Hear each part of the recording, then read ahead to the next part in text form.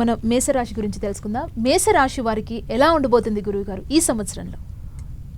ఇంకా అందరికి కావాల్సిందే తప్పకుండా.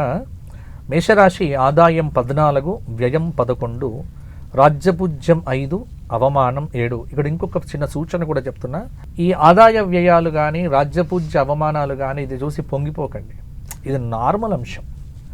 ఇదంటే చాలామంది ఇదే ప్రధానంగా చూస్తారు. ఇది ఇప్పుడు నేను తీసుకున్న పద్ధతిని బట్టి నాకు ఆదాయం 14, వ్యయం 11 వచ్చింది.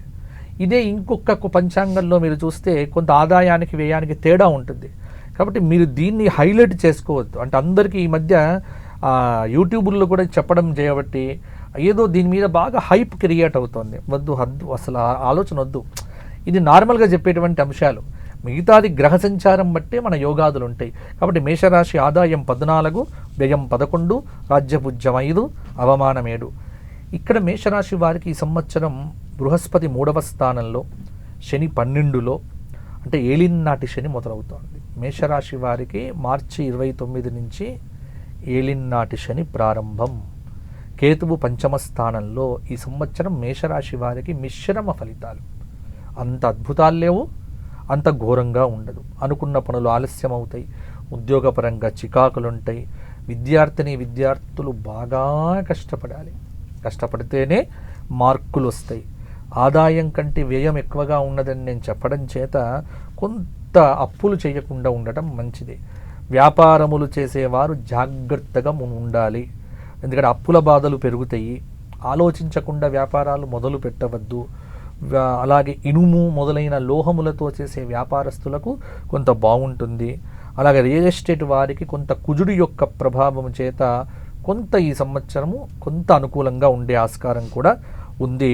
అక్టోబర్ నెల తర్వాత కొంత పరిస్థితుల్లో మార్పులు అనేటువంటివి మేషరాశి వారికి ఉంటాయి. మొత్తానికి మేషరాశి స్త్రీలకు కూడా ఈ సంవత్సరము మిశ్రమ ఫలితాలు. వివాహ ప్రయత్నాలు అయితే కలిసి వస్తాయి. సంతానపరంగా అభివృద్ధిలోకి వస్తారు. వ్యవసాయ రంగంలో ఉన్నటువంటి వారికి కొంత అనుకూలంగా ఉంటుంది. క్రీడారంగం, మీడియా రంగంలో ఉన్నటువంటి మేషరాశి వారికి మాత్రము అవకాశాలు కొంత బాగుగా ఉంటాయి. శుక్రుడి యొక్క ప్రభావం, మీడియాను కంట్రోల్ చేసేదంతా శుక్రగ్రహం. అది మీరు తెలుసుకోవాలి. ఇప్పుడు శుక్రుడి బాగుంటేనే మనకు మీడియాలో బాగుంటుంది. వార్తలు కానీ ఇవి కానీ అన్నీ బాగుంటాయి.